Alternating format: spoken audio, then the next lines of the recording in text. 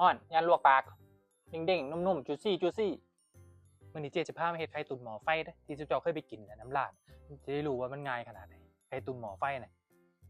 เจ้ามีเตาแก๊สอยู่บ้านก็เฮ็ดได้บ่ต้องใส่สูตรบ่ต้องใส่แอลกอฮอล์บ่ต้องเปลืองแอลกอฮอล์ปกติในร้านอาหารเนาะมันจะใส่แอลกอฮอล์รุ่น4-5ด้านเนาะอันนี้มีแค่เตาแก๊ส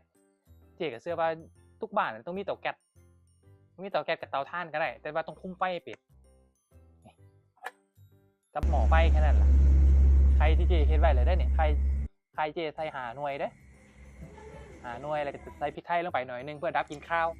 นมคาร์เนชั่นเด้อน้ำโซคาร์เนชั่นประมาณ4ช้อนโต๊ะเด้อเพื่อทำให้อะไรไข่เขาเนียนละมุนแล้วเราก็ใส่ซอสที่เจ๊สอนนั่นแหละ3กระบวยเด้อเราจะปั้นให้มันแตกซะก่อนพอปั้นให้มันแตกมันจะใส่น้ำประมาณ300 ml เด้อขวดน้อยนะขวดละ5 บาทน้ำเปล่าเห็นปะขวดน้อยนะขวดใส่เบิดขวดนั่นแหละแต่ว่าเทคนิคมันอยู่ที่หม่องนี้เทคนิคมันอยู่คือต้องเป็นน้ำร้อนบางร้านเขาอาจจะยังบ่รู้เด้ต้องเป็นน้ำร้อนเอาไปต้มซะก่อนประมาณนั้นแหละประมาณขวดน้อยแหละต้มแล้วจะมาเท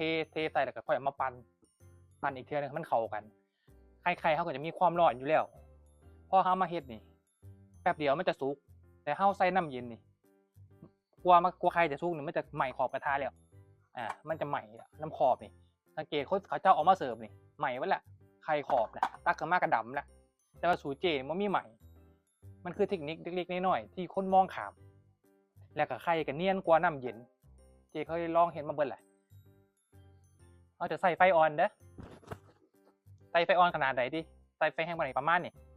เปรี้ยวหน่อยๆมันก็จะร้อนรอบกระทะเนี่ยรอบอันนี้แหละไฟอ่อนๆเลยล่ะ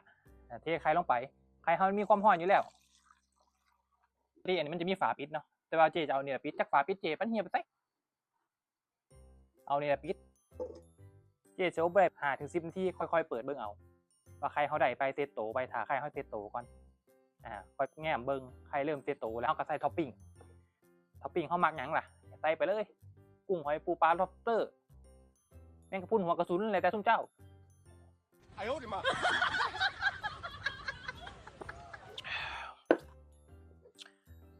โอ้ยดูภาพเซตโตแล้วเขาจะใส่ท็อปปิ้งได้ไหมเนี่ยเจ๊ก็จะใส่ท็อปปิ้งตามของเจ๊นะผู้ใดจะใส่ยังก็ใส่ไปมันใส่ได้นะจะใส่หมูบดทำกินทำขายเขากะควบคุมต้นทุนเอาเขาจะรู้ต้นทุนเขาอยู่ดอกว่าเขาใส่อย่างไปแน่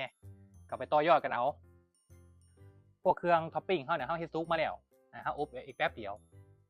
ปิดต่ออีก1 นาทีเป็นอย่างเขาเพื่อใส่ไฟอ่อนดิมันจะเห็นไข่เขาเนียนแต่เขาใส่ไฟแห้งเขาคุมไฟบ่ได้เนี่ยไข่มันจะฟอไข่มันจะเป็นฟองและไข่มันจะบ่เนียนนี่คือเทคนิคแต่เขาใส่แอลกอฮอล์บ่ไฟมันแห้งมันลุกบุบเขาควบคุมไฟบ่ได้แต่ว่าเขาใส่แก๊สเนี่ยเขาควบคุมไฟได้นี่คือเทคนิคเลยอาจจะไปต่อยอดน้ำร้านเจ้าของนะเบิ่งคลิปเจนี่ปรับเปลี่ยนได้มีสาระคลิปเจมีสาระแฝงกับนี่แหละน้ำแกงห้วยก็ได้ทีแหละสวยๆงามๆเลยนี่